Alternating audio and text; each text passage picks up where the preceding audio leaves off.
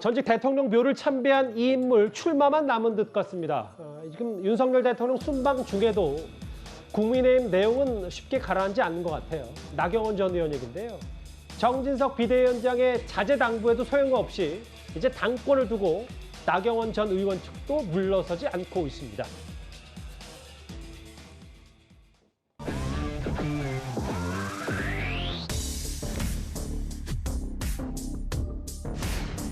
제2의 진박감별사 장제원 의원님 겨냥하시는 것 아니냐는 그런 해석들도 있고 해서 제가 설명을 일일이 드릴 문제는 아니고 국민들과 당원들께서 판단하실 부분이라고 생각합니다. 내년 4월 총선은 윤석열 대통령에 대한 중간 평가로 치러질 선거입니다. 후보들 사이의 과열 경쟁이 그래서 더 염려가 됩니다. 전당대회가 시작도 하기 전에 상대방을 향한 말이 같은 당 동지라고 하기에는 너무 날이 서 있는 느낌입니다. 좀 더 차분하게 갔으면 좋겠습니다.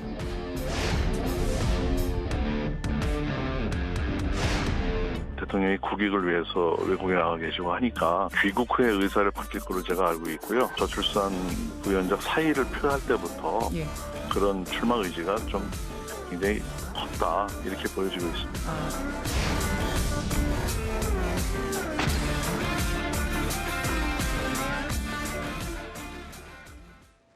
지금 들으셨던 것처럼 주변 사람들을 통해서 좀 더 불을 지피는 것 같은 느낌 들던데요. 김진일 대표님. 예. 오늘 저 사진 한 장이 몇 장이 공개가 됐는데 보니까 나경원 전 의원이 현충원 찾아서 전직 대통령들 묘소 참배하는 걸 보니, 묘역 참배하는 거 보니 이제 뭐 대통령 순방만 돌아오면 바로 당권 출마를 선언할 것 같습니다.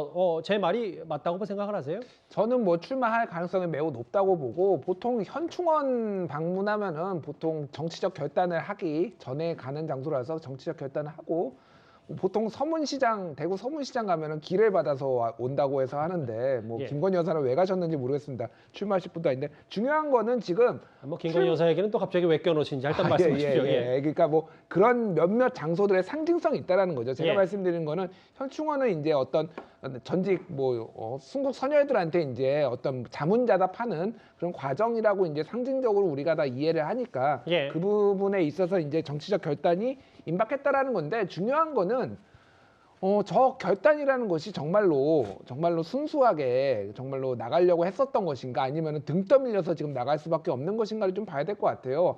한때는 한 배를 탔다고 다들 생각을 했는데 갑자기 반윤의 선두주자로 지금 친윤계라고 불리는 뭐 윤핵관이라고 불리는 들이 지금 이지매를 하듯이 지금 뭐 두드러 패고 있으니 어쩔 수 없이 지금 울며 겨자 먹기로 지금 하는 것 같은데 아마 윤석열 대통령이 지금 귀국하는 그 이후로 지금 바로 출마 선언을 하지 않을까. 그래서 설 연휴 이후로 바로 직후에 하지 않을까 그렇게 보여집니다. 이지매라는 건 단체 공격 정도로 제가 바로 잡겠어요, 그냥.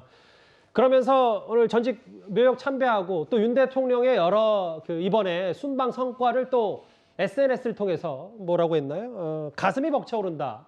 나경원 전이 이렇게 얘기하면서 아니 본인도 윤석열 정부의 성공을 이렇게나 바란다. 라는 취지의 SNS 글까지 좀 올렸어요. 저 얘기.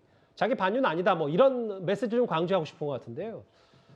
근데 아까 뭐 김진일 대표님이 집단 공격이라는 표현도 쓰셨지만 실제로 여기 배현진 의원 어쩌다 이 지경까지 안타깝습니다. 박수영 의원 잘못된 판단으로 희화화됐다 안타깝다라 했는데 특히 김성태 전 의원 같은 경우는 저출산 부위원장은 국회 청문 절차 없이 임명이 됐다. 나경원 전 의원이 뭐 여러 보건복지부 장관 등 하마평에 올랐는데 장관이 못된 이유 본인이 잘 안다. 청문회 통과 못할 거기 때문에 이렇게 됐다는 암시도 했는데 어떻게 받아들이세요? 그래서 뭐 나경원 전 의원은 이제 본인은 가슴이 벅차오른다고 했지만 아마 보고 계신 윤 대통령은 가슴이 좀 답답하실 것 같습니다. 상황이 보면 지금 저는 나경원 전 의원이 뭐 이제 아까 좀 전에 떠밀려서 출마를 한다 이런 이야기 하셨는데 저는 이미 계획에 있었다라는 생각도 지울 수가 없어요. 왜냐하면 지금 문제를 키우고 있다. 왜냐하면 그렇게 키워야지만이 이 쟁점이 되고 또 새가 모이는 거거든요. 정치라는 게 그렇습니다. 정치라는 게 문제가 커져야 공간이 생기는 거거든요.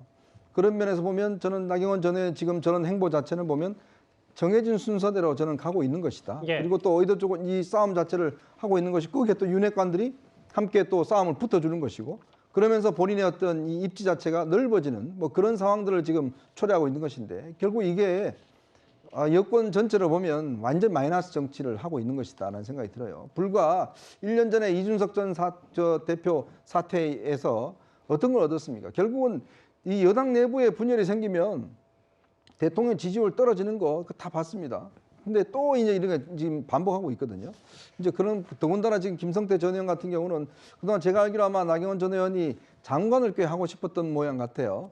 근데 뭐 대통령실에서는 여러 가지 어떤 부적절한 측면이 있다라고 이야기를 한 걸 아마 대신 이야기한 걸 모르겠는데 뭐 저는 뭐가 부적절한지는 모르겠습니다만 예. 어쨌건 지금의 이제 이 당 내에서는 이번 기회에 결국 윤 대통령과 마음이 맞는 사람이 대표를 해야 되는데 그렇지 않은 사람이 대표됐을 경우에 앞으로 국민의힘이 얼마나 큰 내분이 있을까라는 부분에 대한 뭐 걱정들은 꽤 있는 것 같습니다. 이게 사실 다 똑같은 것 같아요. 여야나.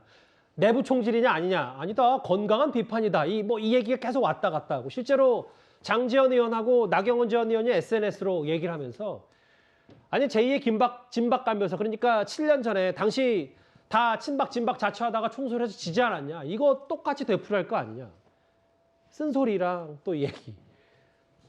야당에서는 또 이 얘기를 두고 어떻게 나경원 전 의원을 저렇게 찍어낼 수 있냐 또 비판하지만 또 이걸 야당 사례로 더 짚어보면 또 친명에 대해서 사법 리스크 우려하는데 또 조응천 의원이나 쓴소리하면 이것도 내부 총질이라고 하고 있고 지금 여야가 사실 좀 비슷한 측면이 있지 않나 싶어요. 그러니까 저도 그 이재명 대표가 어저께 당원과의 소통과의 과정에서 내부 총질을 하지 않아야 된다라고 얘기는 하셨지만은 저는 뭐 그냥 그게 저는 건전한 비판이 있을 수 있습니다. 저는 조응천 의원이 비판하는 지점도 충분히 알겠고 저는 예. 그 부분에 대해서도 그냥 수용할 수 있는 부분까지만 수용하면 되고요. 당의 전체적인 메인스트림 자체는 지금 그런 분위기가 아니라는 것을 뭐 본인도 잘 알고 계시기 큰 때문에 물줄기는 그게 아니다. 네, 예. 그런 마찬가지이기 때문에 저는 어떤 당에서는 민주적인 민주정당에서 어떻게 어떤 모든 사람이 다 똑같은 의견을 갈 수가 있겠습니까? 예. 그러면 북한에 있는 노동당이죠. 그렇다고 한다면 저는 지금 이 뭐 장제원 의원과 나경원 의원의 진짜 아니 저 같은 당 아니십니까? 그리고 저는 저희 당에 생각했을 때는 나경원 의원은 보수의 적자예요. 전통적인 어찌 보면 가장 전통적인 보수적인 정치인인데 예. 어쩌다가 정말 저렇게까지 이렇게 윤심의 밖에서 벗어났는지는 모르겠습니다만 하여튼 앞으로 지켜볼 문제입니다. 네. 알겠습니다. 나경원 전 의원 이제 출마가 임박했다는 얘기도 있고 대통령 순방 중에 들려온 국민의힘 내부 얘기를 저희가 길지 않게 만나봤습니다. 그럼 지금까지 들어온 여러분들의 목소리를 만나볼까요? 첫 번째 댓글입니다. 어쩌다 한 사람을 위한 민주당이 됐나요? 라고 뭐 이재명 대표를 비판하신 듯하고요. 예. 김성태 전 회장이 구멍난 내복 여러 벌 갖고 올 것이다. 이재명 대표가 내복 한 잔 사 입은 것밖에 없는데 이걸 좀 비판하신 것 같은데요. 예. 국민들은 눈과 귀가 있다 안 속는다라고 하셨어요. 예. 대한민국 국민이 국빈급 예우를 받는 느낌이다. 이번 순방을 좀 높이 평가하신 것 같습니다. 마지막 볼까요? 책방이 아니라 책사들의 방이 되라는 거 아닌가요? 예. 문재인 대통령의 저 책방을 비판하신 분 같습니다. 오늘 댓글 5개 모두 감사드립니다.